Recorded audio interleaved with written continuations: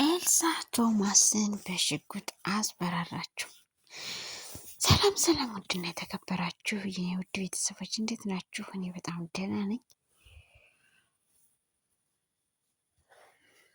በያላችሁበት የዓለም ዳርቻ ሰላማችሁ በዚህ ትርፍርፍ ይበልልኝ እያልኩኝ እንግዲህ ዛሬም ተመልሼ መላ ክፍል 15ን ይዤላችሁ ከች ብያለሁ። እንግዲህ መላ ክፍል 15 ኤልሳ ቶማስን በሽጉጥ አስፈራርታ ልጇን ለመውሰድ ካቤሎም 100,000 ብር ክፈይና ልጅሽን ውሰጅ ብሎኛል። እዚህ ቤት ያመጣችሁት ልጅ ብላ ካቤሎም 100,000 ብር ወስዳ ሽጉጥ በመግዛት ቶማስን አስፈራርታ ልጇን ለመውሰድ ነበረ የሄደችው። ግን ልጇንም አላመጣች፣ እሷም እስካሁን አልተመለሰችም። አቤሎም ተጨንቆ እንግዲህ ከአክስቱ ከሰብለ ጋር ሳሎን ላይ ቁጭ ብሎ እያወሩ ነው። ምን ገጥሟቸው ይሆን እስካሁን ያልተመለሱት?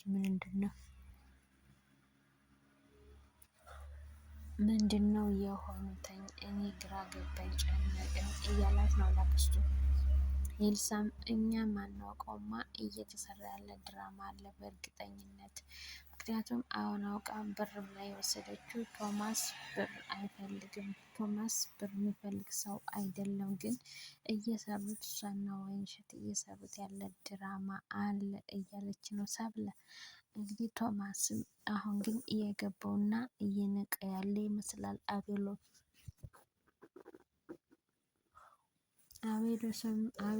አሁን እየገባውና እየተረዳ ያለ ይመስለኛል ሚስቱ ምን እያደረገች እንዳለ። ከዛም ከመስኪ ደውይ ከቶማስ ብሎ ሲጠይቃተኝ ስልኩ እንኳን ሊያነሳ ቦልኮኛል አለ። እዚህ ላይ እንግዲህ ቶማስ በሽጉጥ ልትመታው ስትል እጇን ወደ ላይ በመምጣትና ገጥም አድርጎ ይዞ በጥፊ በርግጫ በማለት አርግዞ የነበረው ልጁ ጽንሱ ወረደ። እንግዲህ ቶማስም ይሄ እንዳለ አያውቅም ነበረ። ሽጉጡንም ቀማት፣ እሷንም ደበድባት፣ እሷም ተደብድባት። ከዛም ወደ ያለውን ልጅ ማታ። እንግዲህ ወደ ውጭ ወጥተው መንገድ ላይ ቁጭ ብለው እየተጨቀጨቁ ነው። የጓጡን አወርድ ብላ የብብቱን ጣለችው የሚለው ተረት እዚህ ላይ ነው የሚሰራው።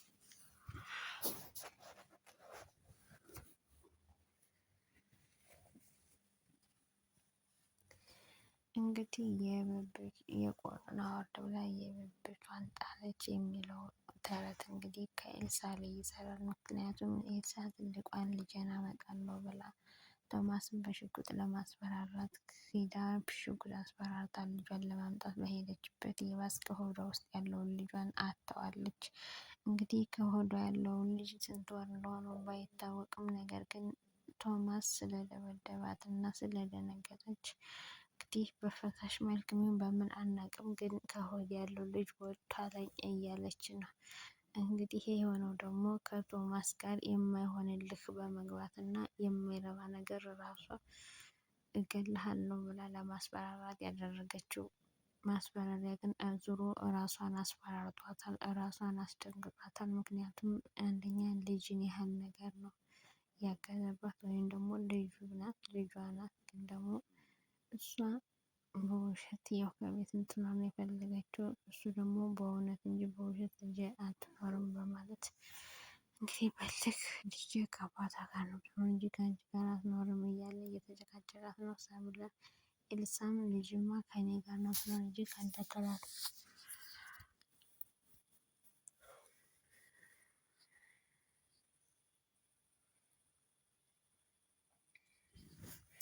ልጄ ከእኔ ጋር እንጂ ከአንተ ጋር አትኖርም፣ ደግሞ አሳያለሁ አንተ ደነዝ እያለችው ነው እንግዲህ ኤልሳ ቶማስን። ቶማስ ደግሞ ወንድነሽ አንቺ ልጄን ይዘሻት ከሄድሽ ከአሁን በኋላ ልጄ ከእኔ ጋር ናት እንጂ ከማንም ጋር አይደለችም። ዘይዴ ማንም ሰራተኛ አትሆንም። ልጄ በስነ ስርዓት ነው የምታድገው፣ በስነ ስርዓት ነው ማሳድጋት። ስለዚህ የራስሽን ህይወት ለመጀመር መፈለግ ትችያለሽ አላት። እሱም ከዛም በኋላ ኤልሳ እንግዲህ ከዛ ቶማስም የግድ አስቢበት፣ አብረው ሁነን ልጃችንን እናሳድግ፣ ቤተሰብ እንመስረት፣ እጅግም ሌላ እንውለድ አላት።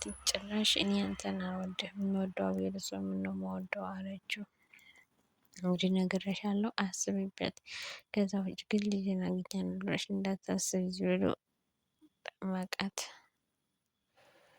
ከዛም በኋላ አቤል እንግዲህ ኤልሳ ቁጭ ብላ የድሮውን እያስታወሰች ነው። ልጅቱን በዚህና በዚህ ይዘዋት ገረስ ትራመድ። እንግዲህ አቤልስም እና ኤልሳ ልጅቱን ይዘው ወክ እያደረጉ እያሰበች ነው፣ እያስታወሰች ነው። ምናለ ይሄ ጊዜ መቼ ነው የማየው እንደዚህ ሰላም ያለው እያለች ነው። እንግዲህ እንደተፈጠረ እሷና ፈጣሪ ነው የሚያውቁት አምላኬ። እናም እንግዲህ ኤልሳም ደግሞ ዘላይ ብቻዋን ቁጭ ብላ እያለቀሰች ነው። ምን ማድረግ እንዳለባት ግራ ገብቷታል፣ ከብዷታል። በጣም ነው የከበዳት፣ በጣም ነው የጨነቃት። ምክንያቱም ልጅን ያህል ነገር ነው ያስወረደችው። ልጅ ደግሞ በጣም ኃጢአት ነው፣ ከባድ ነው። ስለዚህ ምን እንደደረስ እንደሆነ እንግዲህ ኤልሳም በስተመጨረሻ እንግዲህ እያዘገመችን ቢሆን ወደ እናቷ ቤት ነው የምትሄደው። ወደ እናቷ ቤት ወይስ ወደ ባሏ ቤት ነው የምትሄደው? ኤልሳም እንግዲህ በስተመጨረሻ መንገድ ላይ እያዘገመች ቀስ እያለች እየተራመደች ነው። ምክንያቱም ልጇ ስለዋስወረደችው አሟታል ማለት ነው። ሰብለም ስልኳ ጠራ። ምንድነው ስልኳ የጠራው? በስመ አብ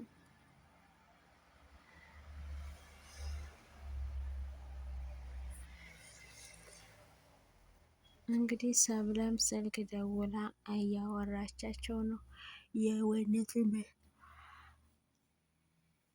የወይኒቱን ቤተሰብ ደውላ ልጃችሁ ወይንሸት ልጅ አላት እንዲህ ብላ ስጠይቅ የምን ልጅ ነው? ኧረ ልጅም የላት ወንድ እንኳን አታውቅም ብለው መለሱላት። ውሸትሽ እንደሆነ አይቻለሁ፣ ደርሻለሁ።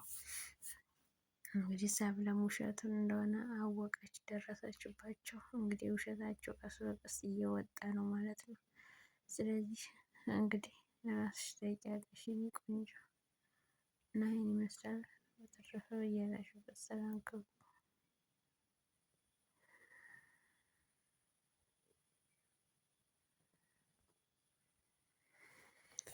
እንግዲህ አቤልም ከአክስቱ ጋር እየተነጋገረ ነው ምን ማድረግ እንዳለባቸው ሲመጡ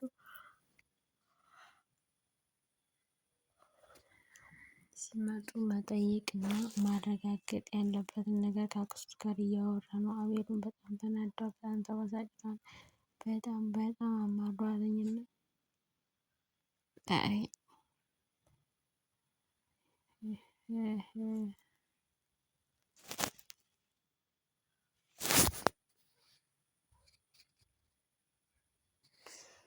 ከዛም እንግዲህ ሰብለም ለምንድን ነው ይህን ሁሉ ነገር ዛሬ ግን እያደረግ ያለው? በጣም ደስ እያለኝ ነው አንዳንዱ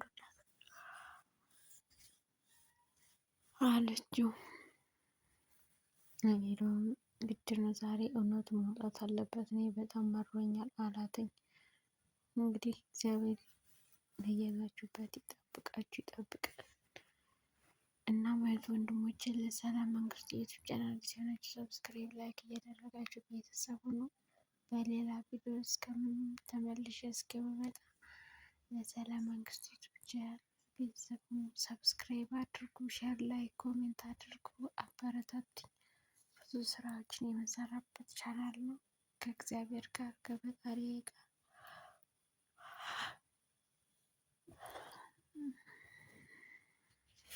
እናም አቤልስም እና ሰብለ እንግዲህ እዚህ ላይ ወሬያቸው እንደቀጠለ ነው። አላባባ አቤልስም በቃ ሲመጡ ሽፍተኛ ህዝብ በነዳ ነው አላዘኝ።